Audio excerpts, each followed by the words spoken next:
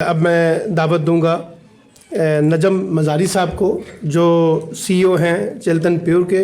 अब वो आके बताएंगे कि आपको कि उनका जो तजर्बा है, कहाँ से उन्होंने अपनी जर्नी शुरू की, उनका इदारा क्या कर रहा है, किस तरह से उन्होंने मुख्तलिफ मराहिल के बाद एक बहुत बड़ी अपने आप को जो है अपने इदारे को मनवाया है। तो मैं गुजारिश करूँगा नजम मज़ारी साहब से कि वो तशरीफ़ लाएँ।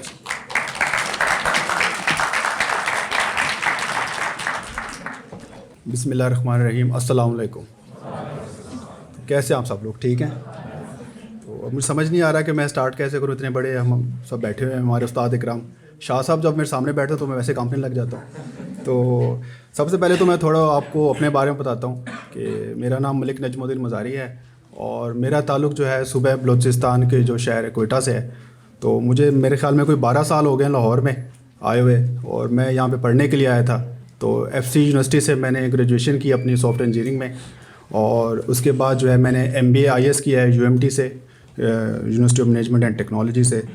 तो उसके बाद जो है मैंने कहा कि चलो अब लाहौर में तो आ गए, तो उसके बाद क्या है, क्योंकि लाहौर से वैसे तो मैंने वापस जाना नहीं था, तो मैं कहा चलो इस शहर में है तो चलो इस शहर से कुछ बन के जाते हैं। तो फिर काम स्टार्ट किया। पहले मेरी चिल्तन टेक्नोलॉजी से एक कंपनी थी तो उसमें जो है ना मेरा, हालांकि बैकग्राउंड तो आप देखें मेरा IT का था।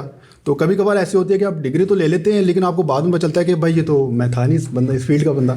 तो ये डिग्री लेने के बाद MBA करने के बाद समझ आया कि ये तो मेरी फील्ड थी नहीं, मतलब फील्ड तो थी लेकिन मेरा उसमें पैशन उस तरह डेवलप नहीं हो रहा था।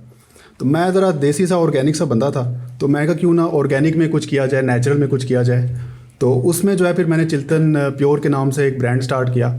आप लोग अगर मुझे नहीं जानते तो चिल्तन प्योर को तो आप लोग जानते होंगे।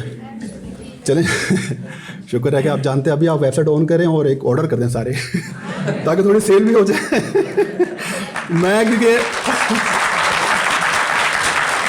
मैं जो है अपनी सेल कराने का कोई भी मौका हाथ से छोड़ता नहीं हूँ तो खैर, तो इस तरह मैंने जो अपनी फिर जर्नी मेरी ऑर्गेनिक में स्टार्ट हुई। अल्हम्दुलिल्लाह 500 प्लस हमारे पास प्रोडक्ट्स हैं, और मतलब डिफरेंट है। आपने देखा होगा, जिन्होंने देखा होगा इस तरह प्रोडक्ट्स हैं, तकरीबन कोई 250-300 के करीब हमारे साथ लोग कनेक्टेड हैं।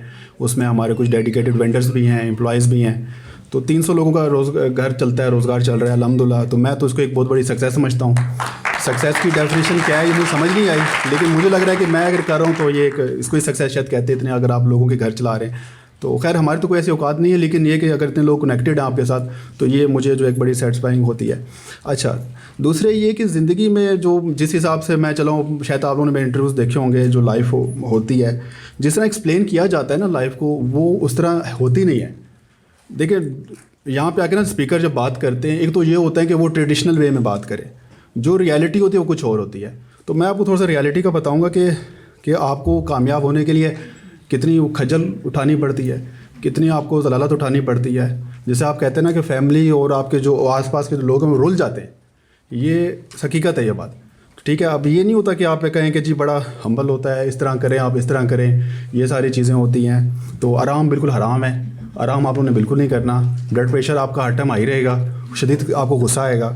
तो ये इतना आसान होता नहीं है कामयाबी। सक्सेस के लिए आपको बहुत कुछ कुर्बान करना पड़ता है।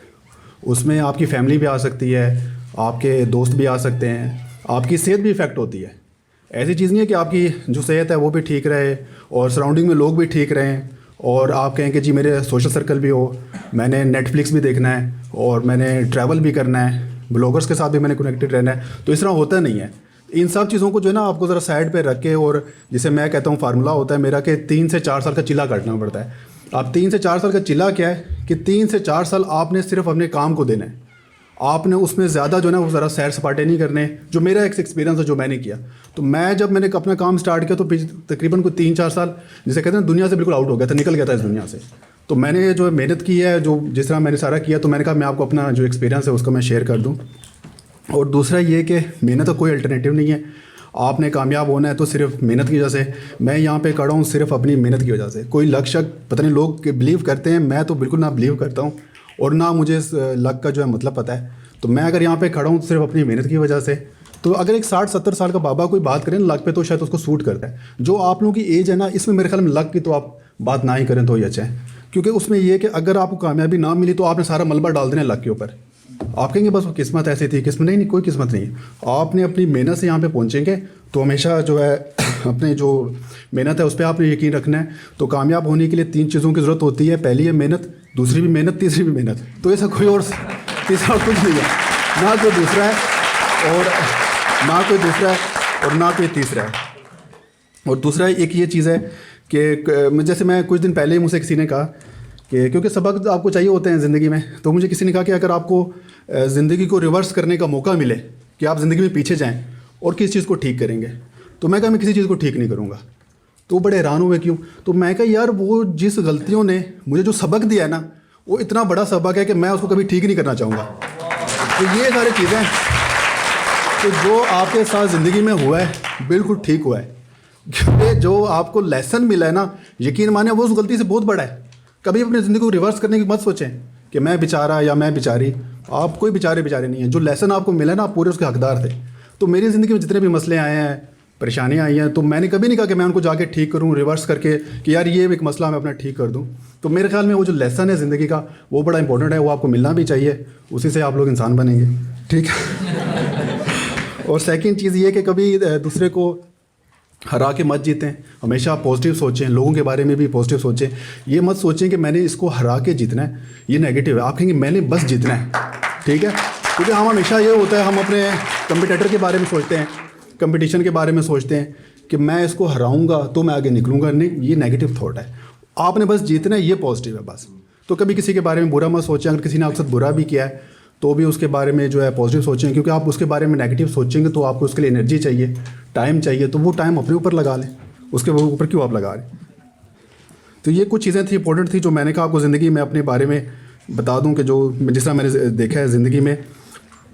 सर ने बहुत अच्छी बात की कि there is no plan B, तो मैं इसे इत्तेफाक करता हूँ कि बिल्कुल ज़िंदगी में कोई दूसरा प्लान बी नहीं होता। जैसे तारिक ने कश्तियाँ जला दी थी ना, तो ऐसे ही होता है कि जब आप ज़िंदगी में आगे बढ़ते हैं तो प्लान बी नहीं होता। मेरा प्लान बी कैसे नहीं था, जब मैं लाहौर आया तो मैं कहा यार मैंने वापस तो नहीं जाना, तारिक वाला सीन था।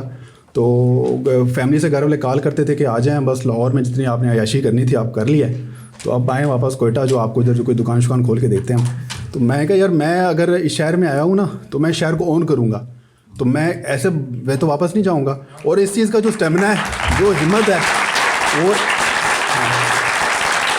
ये मेरे अल्फाज थे। मैंने कहा था, मैं अम्मी को कहा था कि मैंने कहा मैं लाहौर कौन करूंगा, तो मेरी अम्मी हंस पड़ी, उसने कहा कोई है तुम्हारे पीछे वहाँ पे खड़ा है?